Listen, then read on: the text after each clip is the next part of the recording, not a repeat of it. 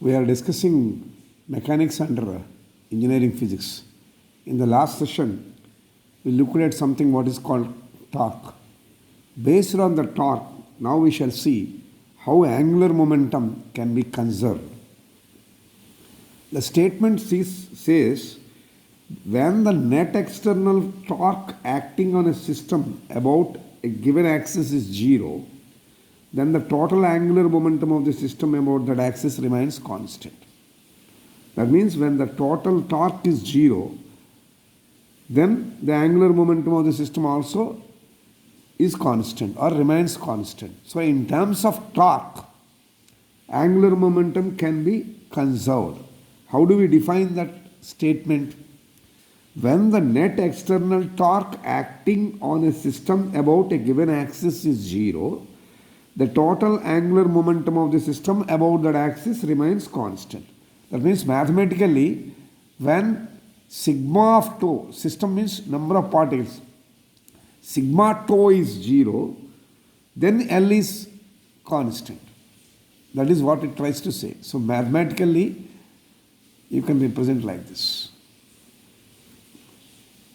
So when the net external torque of a system about an axis is zero, then the total angular momentum acting about the axis remains constant. So mathematically you can represent like this. Sigma tau equal to 0 means L is constant. So how do you prove this? We can prove this from the second law of Newton's second law of motion can be used for this. So based on second law of motion, the net force acting on the body is equal to the rate of change of linear momentum. F is proportional to d by dt of p. That is Newton's second law. So that statement we will take. Okay. So let us call this as equation 1. According to Newton's second law, F is equal to d by dt of p. That is the net force acting on a body is equal to time rate of change of linear momentum. Based on this, here P is the linear momentum. P means M into V. Now we are talking about angular momentum L.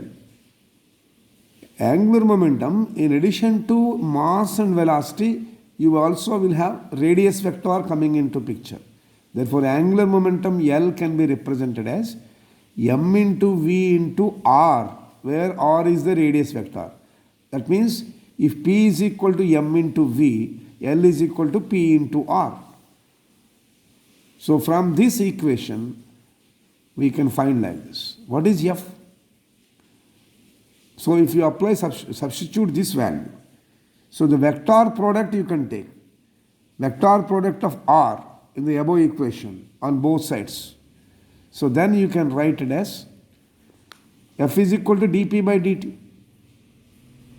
F is equal to dP by dt. So simple way is multiply with R on either side. R is the radius vector. So R into F is equal to R into d by dt of P. Na? Again I am repeating. Linear momentum P is equal to M into V. Angular momentum is M into V into R. That means into R you can substitute. So therefore the best way is take equation 1. Multiply with R on both sides. Nothing will change. Therefore this will become R into F. This will be R into d by dt of P. But this R is a radius vector. Therefore the vector product we are taking. This will be vector product of R into F. This will be vector product of R into d by dt of P. So therefore by multiplying with R on both sides, equation 1 can be written as R into F is equal to R into d by dt of P. What is R into F? R into F is the torque acting on the body only. No? So that's why I made a statement, recollect torque from the last class. Tau is nothing but R cross F. This is a cross product. So since R into F is nothing but torque. So therefore, you can write that tau is equal to, for R and F, you write tau. R into d by dt of P, you call this as equation 3. Understood up to that point? So if you see angular momentum here, so you can write it as M into V into R. But M into V is P. Therefore you can write R into P as L.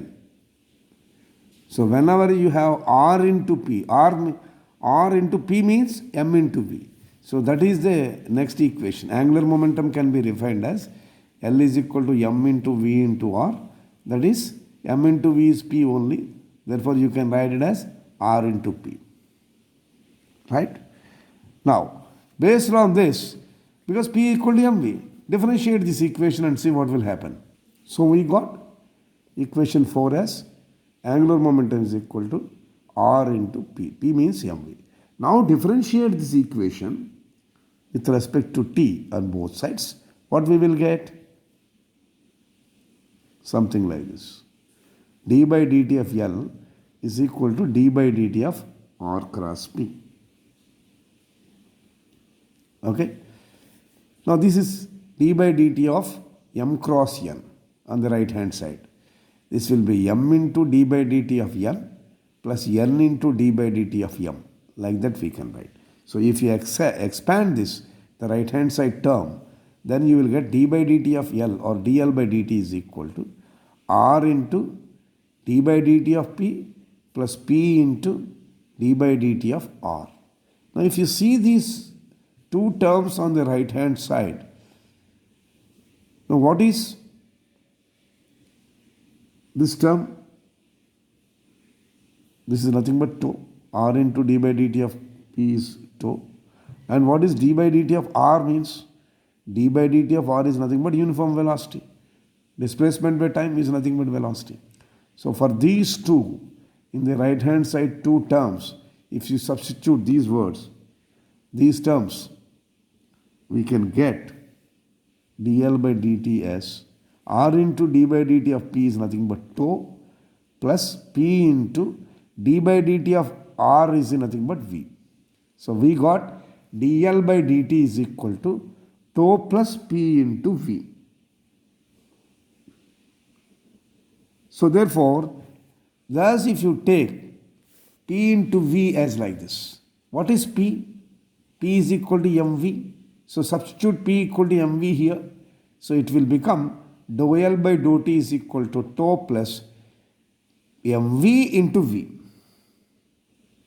So you can take m common thing out. So you can write this as dl by dt is equal to tau plus m into v, m of v into v. That is v cross v. So this is in terms of unit vectors. V cross v is nothing but 0 only, no? I dot I, j dot j, k dot k. Recollect that concept. So v cross v will be 0. This is a cross product. So this is basically parallel. Parallel means what? V cross v means angle is 0. So sin 0 is 0. Therefore v cross v equal to 0. That concept I have applied here. So dl by dt will become tau plus m into 0. That means cross product being 0, when m into v cross v means 0, m into 0, that means 0 only, then dl by dt will be nothing but tau only. So this expression states that what is on the right side? Torque acting on a particle is equal to the time rate of change of angular momentum. D by dt of L, L is nothing but angular momentum. D by dt of L means time rate of change of angular momentum. So therefore you can say that time rate of change of angular momentum is equal to the torque acting on the particle, or conversely, the torque acting on a particle is the time rate of change of angular momentum. Suppose in this context, the net external torque is 0. The net external torque acting on the particle is 0. That means when tau is 0, then automatically dl by dt becomes 0. So when the torque is 0, then the tau also will be 0.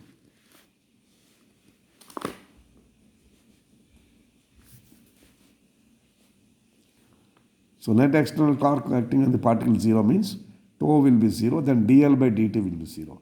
When you say dl by dt is equal to 0, you can cross multiply and say dl equal to 0. When dl equal to 0 means you have to eliminate the derivative, so integrate on both sides. So integral dl. Integral dl is nothing but L. Integral of 0 is what? Constant only, na? Therefore, L is constant. Understood? That means angular momentum of a particle can be conserved if and only if the next external force acting on a particle is 0. In that way, you can conclude. If the net external torque on the particle is 0, then tau equal to 0. Tau equal to 0 means dl by dt equal to 0. dl by dt equal to 0 means cross multiply dl is equal to 0. So L is the angular momentum. How do you get L from dl? Integrate. When you integrate on both sides, integral dl means L. So this is constant. So therefore, L is remaining constant. That means, what is L? Angular momentum of a particle. It is like neither nor condition. Neither created nor destroyed. That is what is meant by conservation. So angular momentum of a particle can be conserved. When? If and only if, when the net external torque acting on the particle is 0. This is how you can conclude angular momentum in terms of torque. The next thing in mechanics we need to know is something what is known as central force, which is very, very crucial. Fortunately or unfortunately, in some of the university syllabuses, central force is sometimes given, sometimes not given. To understand the further intricacies of mechanics, understanding of central force is crucial. So, irrespective of the portion of the syllabus, I am trying to explain what is central force. Depending on requirement, and if you feel it necessary to understand or to have the background of central force, you try to learn this. So what does basically central force mean? When a force acting on a body is always directed towards a fixed point, then it is what is called central force. So you can say the force acting on a body, if it is always directed towards a fixed point, then that force is what is called as central force. Normally, when the force acting on a particle is always directed towards or away from the fixed point, and its magnitude depends only on the distance from the point, then the force is called central force. Remember, I am repeating. When the force acting on a particle is always either directed towards or away from a fixed point, its magnitude depends only on the distance from that point, and then the force is what is called as central force. It is represented like this. F of r. This is a mathematical method of expressing a central force. R is the distance from the point, fixed point. Either the force will be acting towards the point or away from the point. In either case, it is a central force only. So it is represented as F of r. F of r is equal to F of r into r cap. What is this small f r? It is a scalar function of a distance. What is this r cap? It is the unit vector along r. R cap is a unit vector along the direction of the distance, and f of r is the scalar function. So what is unit vector is all about? Vector by its magnitude, no? Fixed from the center.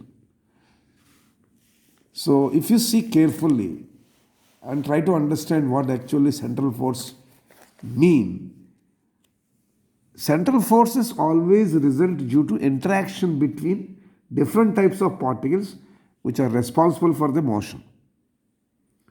So when the force between two particles always act along the line joining them, it is called central force. So when the force between two particles always act along the line joining the two particles, it is called a central force. We know that, for example, center of mass of two particles, Cm stands for center of mass. Center of mass of two particles always lie on the line joining the particles, and the motion of the center of mass is not affected by purely internal forces. Therefore, center of mass can remain fixed when the particle move under the mutual force of attraction or repulsion. So it leads to another definition of central force then.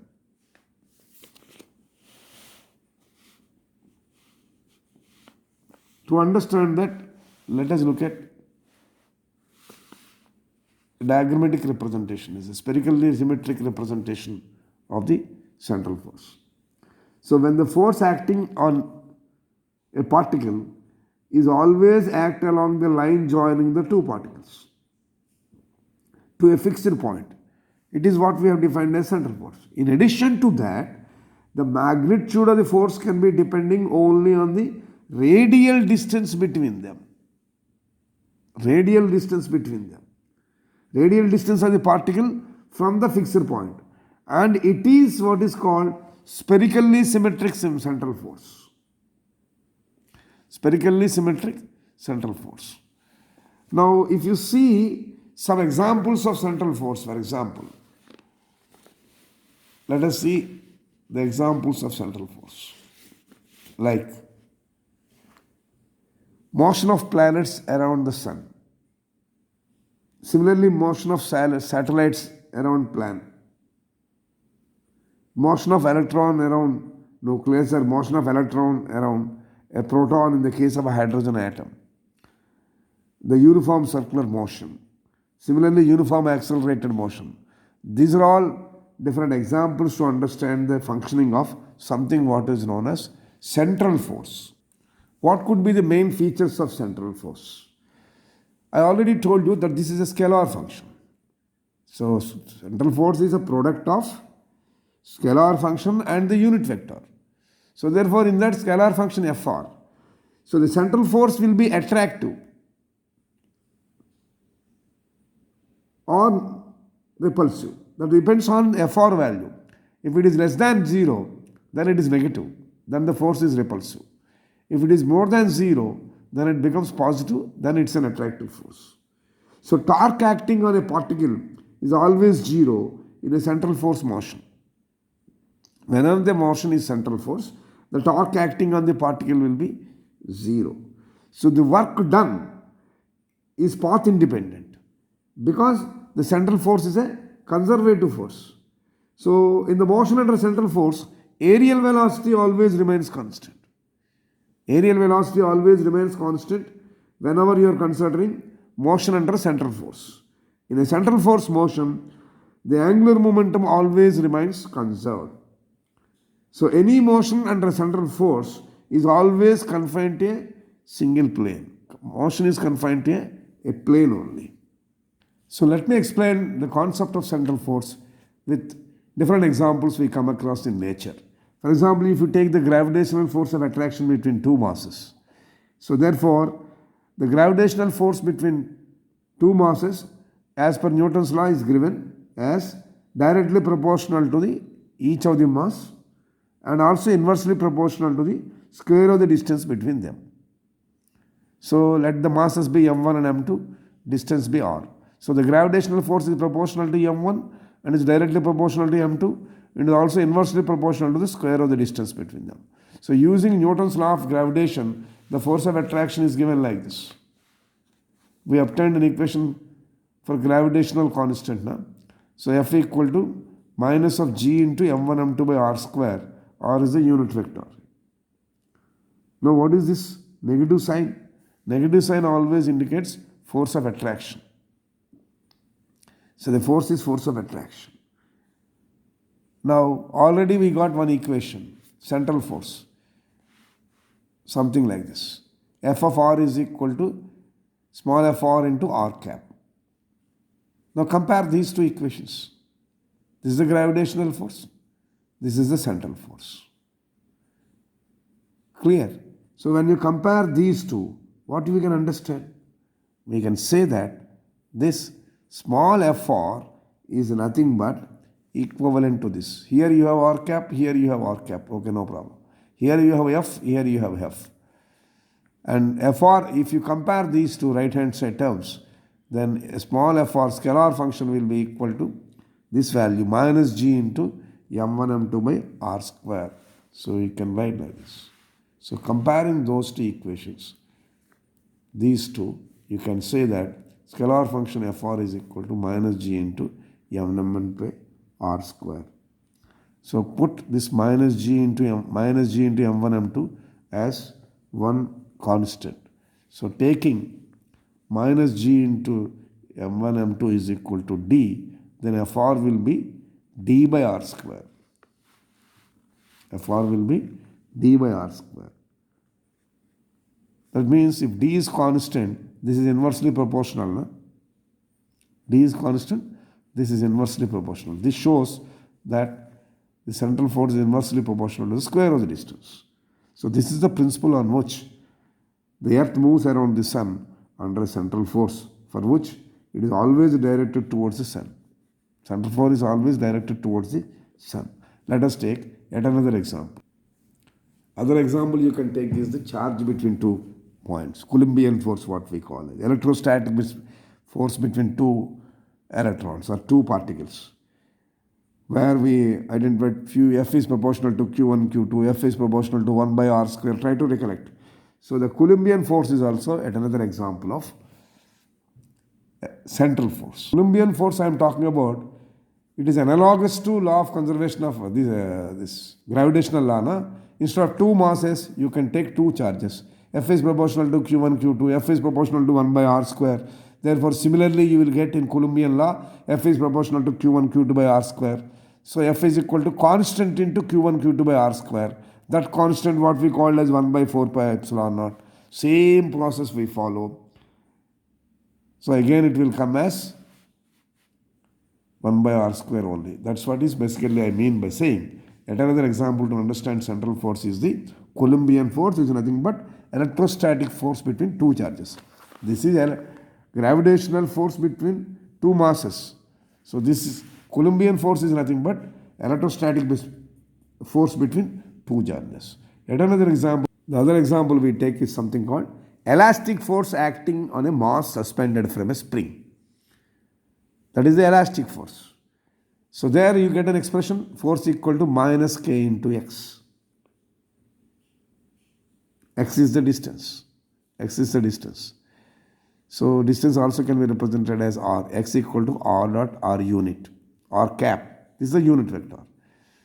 So therefore, instead of x, if you substitute, Fr will become minus Fr equal to Fr into r. So from these two equations, you can say Fr equal to minus kr when you compare. So central force can be expressed like this. So this is yet another example to understand elastic force for a mass suspended from a spring is a central force. Planets moving around the sun is a central force. Electrostatic force of attraction between charged particles is a central force. Gravitational force between masses is a central force. So these are all various real life examples of central force. So if you see the summary in this session, we try to understand the conservation of angular momentum with the help of torque, and also have given you an idea about what is basically central force, mean how a central force can be represented both geometrically and explanation wise, and what are all the different examples of central force, and what are the main features of central force with examples like electrostatic force between two charges, gravitational force of attraction between two masses, and elastic force on a mass suspended from a spring, like various examples we quoted to understand the role of central force. In the next session, we shall see how this central force behaves. What is the nature of it? Is it also conservative? These things we shall see in the next session.